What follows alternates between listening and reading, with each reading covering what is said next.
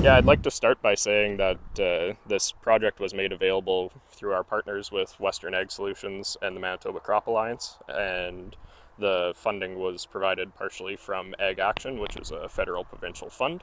We're here at the CMCDC today in Carberry looking at our trial, and to answer one quick question, a lot of people ask, why is Ducks Unlimited interested in winter cereals? And the big reason is because it provides excellent nesting cover in the springtime for waterfowl.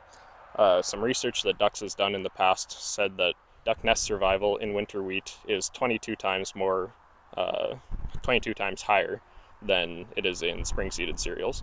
And as a result, that's why we're trying to promote funding, because people aren't going to be growing crops just for wildlife. They're also trying to make it the most profitable crop they can, which is why we are putting funding towards fertility and other agronomic practices. I'd like to talk about a couple new varieties that are going to be on the horizon here now.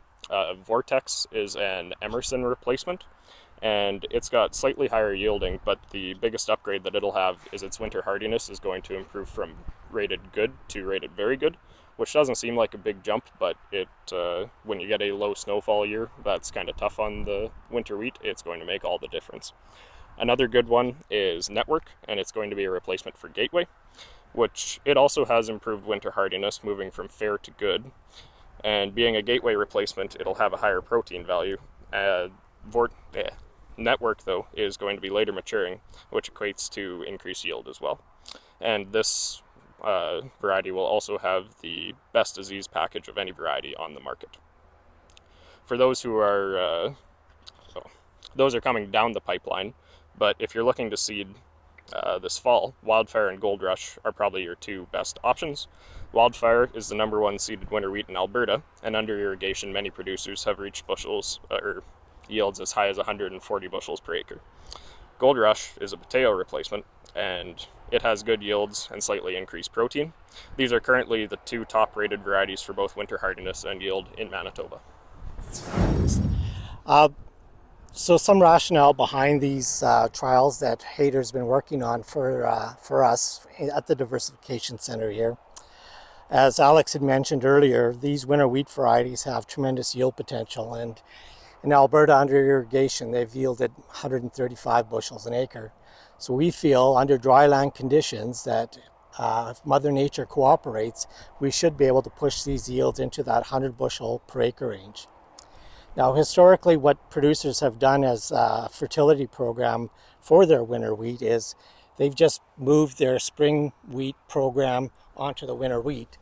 And what we found is that we would always be hitting a wall in that 40 to 50 bushel range, and we weren't coming anywhere near the genetic potential of these varieties. So that led to this trial as to how can we improve the realize the full yield potential of these varieties. And one thing we realized fairly quickly was that we need a balanced fertility approach to these fertility programs.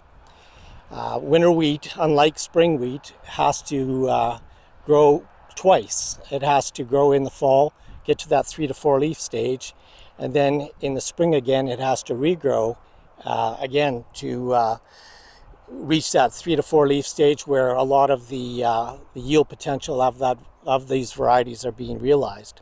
So it's critical that we have nutrients, and in particular phosphate and potassium, sulfur, and the micros in balance with the amount of nitrogen that we are applying. Phosphate and potassium are extremely important in the fall to get those plants rooted properly and to get a really solid crown developed for overwintering.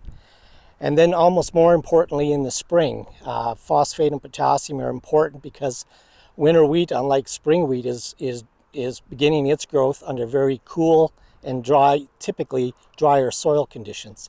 And we've certainly seen that over the last couple of years here. So we have to have those nutrients. Phosphate and potassium are not very mobile in the soil, so we definitely have to have those nutrients in that top 0 to 4 inch portion of the soil profile.